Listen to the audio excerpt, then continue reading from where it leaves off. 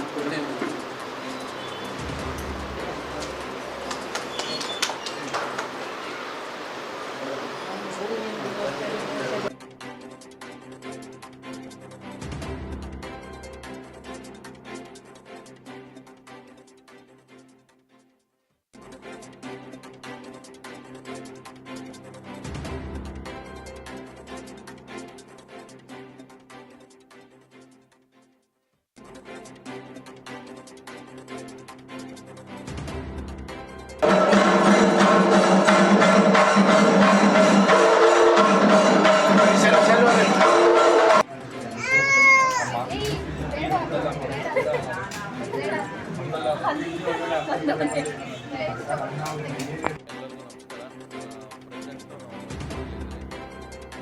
ಎರಡನೇ ಬ್ರಾಂಚು ಮಾಡ್ತಾ ಇರೋದು.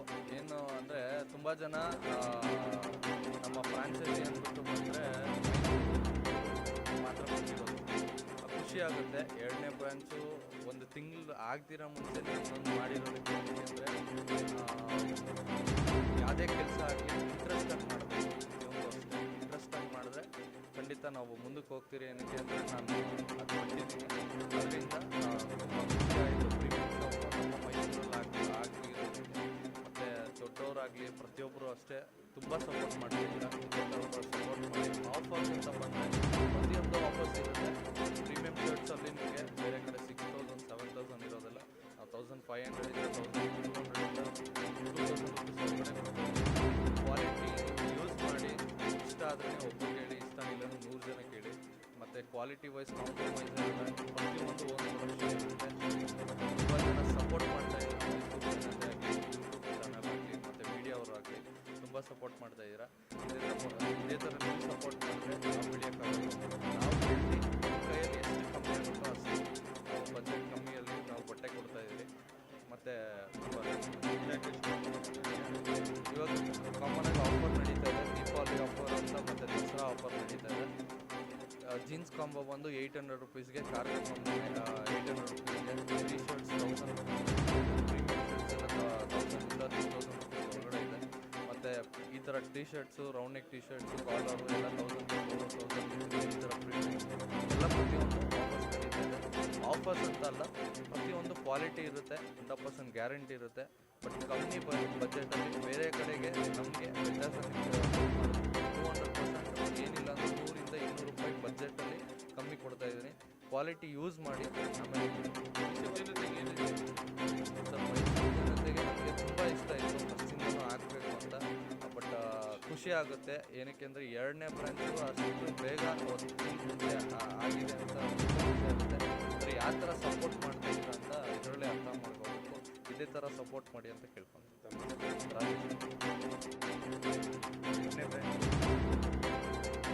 ವ್ಯಕ್ತಿಯೊಬ್ಬ ಇದ್ದರೆ 10 ಬ್ರಾಂಚ್ ಮಾಡೋದು ಇದೆ ನಮಗೆ. ಯಾಕೆಂದರೆ ಅವ್ರು ಕಷ್ಟಪಟ್ಟು ಬಂದಿದ್ದಾರೆ. ನಮ್ಮ ಕಷ್ಟ ಅರ್ಥ ಮಾಡ್ಕೊಂಡಿದ್ದಾರೆ. ಬಿಗಿನಿಂದ ಹಿಡಿದು ನಾವೇ ಶರ್ಟೆಲ್ಲ ಹ್ಯಾಂಗ್ ಮಾಡಿ ಅಂತ ಸ್ಟ್ರಗಲ್ ಕೊಡೋ ವ್ಯಕ್ತಿಗೆ ಅವ್ರ ಮನೇಲಿ ಇರ್ಬೋದು, ನನಗೆ ಸ್ಟಾಕ್ ಕಳಿಸಿ ಮನೇಲಿ ಇರ್ಬೋದು.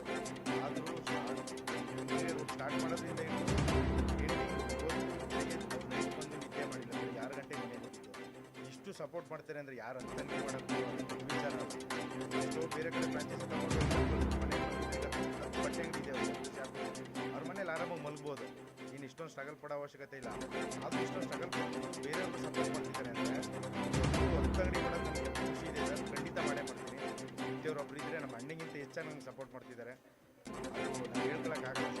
ನಮ್ಮ ಹತ್ರ ಇವತ್ತು ಏನೋ ಬೇಜಾರು ಮಾಡ್ಕೊಂಡು ಫ್ರೀಡಮ್ ಕಳಿಸೋದ್ರಿಂದ ಜೊತೆಗೆ ನೀವು ಸಪೋರ್ಟ್ ಮಾಡೋದ್ರಿಂದ ಪ್ರತಿಯೊಂದು ಸಪೋರ್ಟ್ ಮಾಡ್ತಾರೆ. ಅದಕ್ಕೋಸ್ಕರ ನಾವು ಬ್ರ್ಯಾಂಚ್ ಮಾಡೋಕ್ಕೆ ಅವಕಾಶ ಆಗಿದೆ. ಅದೇ ಬೇರೆ ಸಪೋರ್ಟ್ ಮಾಡಿದ್ರೆ ನೆಗ್ಲೆಕ್ಟ್ ಮಾಡಿದರೆ ಅದನ್ನೇ ನಾವು ಇನ್ನೂ ಎಷ್ಟು ವರ್ಷ ಆದರೂ ಡೆವಲಪ್ ಮಾಡೋಕ್ಕಾಗ್ತಿರ್ಲಿಲ್ಲ. ಒಂದೇ ತಿಂಗಳು ಮತ್ತೆ ಬಂದಿದ್ದೀವಿ ಮತ್ತೆ ಇನ್ನೊಂದು ಬೇರೆ ಕಡೆ ನನಗೂ ಆಸೆ ಇದೆ. ಅದು ಮತ್ತೆ ಹೆಂಗೆ ಮಾಡಬೇಕು ಅಂತ ಇದರಿಂದ ಖಂಡಿತ ಸಪೋರ್ಟ್ ಮಾಡಿದ್ರೆ ಮಾಡೇ ಮಾಡ್ತೀವಿ. ಸಪೋರ್ಟ್ ಮಾಡೇ ಮಾಡ್ತಾರೆ ಬಿಡಿ ಯಾವಾಗಲೂ.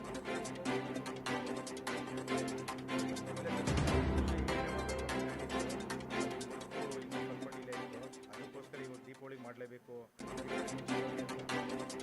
ಫಿಕ್ಸಿಂಗ್ ಆಗಿಲ್ಲ. ಆದ್ರೂ ಬಿಸ್ನೆಸ್ ರನ್ ಆಗುತ್ತೆ ಅನ್ನೋ ಉದ್ದೇಶಕ್ಕೋಸ್ಕರ ಈ ಮೈಸೂರು ಜನತೆ ಕೈ ಬಿಡಲ್ಲ ಅನ್ನೋ ಉದ್ದೇಶಕ್ಕೋಸ್ಕರ ನಾವು ಈಗ ಸರ್ ಏನು ಹೇಳ್ತೀರೋ ಅಷ್ಟೇ. ಯಾಕೆಂದರೆ ಅವ್ರು ಸಪೋರ್ಟ್ ಮಾಡೋದ್ರಿಂದ ನಾವೇನು ಹೇಳಲ್ಲ ಸರ್. ಅವ್ರು ಏನು ಹೇಳಿದ್ರು ನಾವು ಏನು ಅನ್ನಿಸ್ಕೊಂಡು ಅದಕ್ಕೆ ನಮ್ಮ ವರ್ತಬಲ್ ಥರನೇ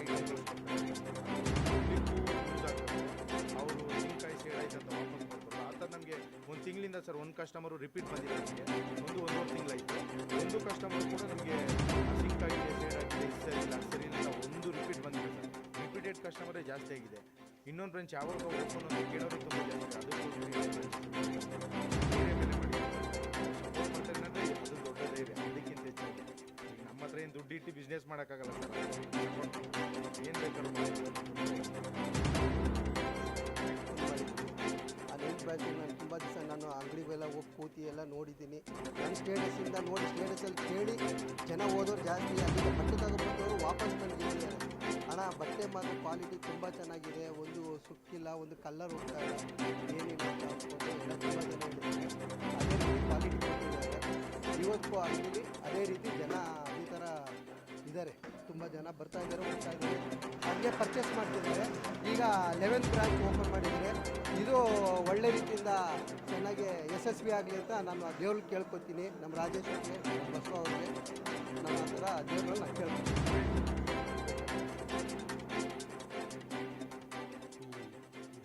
ಇವತ್ತು ಓಪನಿಂಗ್ ಅಂತ ತುಂಬ ಒಳ್ಳೆಯದು, ತುಂಬ ಒಳ್ಳೆಯದು ಎನ್ಕರೇಜ್ ಮಾಡಲಿಕ್ಕೆ ಅಂತ ಹೇಳಬಹುದು. ಒಳ್ಳೆಯದಾಗುತ್ತೆ. ಕ್ವಾಲಿಟಿ ತುಂಬ ಕಡಿಮೆ. ಈ ಥರ ಇಷ್ಟು ಕಡಿಮೆ ಬೆಲೆಯಲ್ಲಿ ಎಲ್ಲೂ ಸಿಗ್ತಾ ಇಲ್ಲ ಸಿಟಿನಲ್ಲಿ. ತುಂಬ ಚೆನ್ನಾಗಿ ರೆಸ್ಪಾನ್ಸ್ ತುಂಬ ಬಿಸ್ನೆಸ್ ಆಗ್ತದೆ.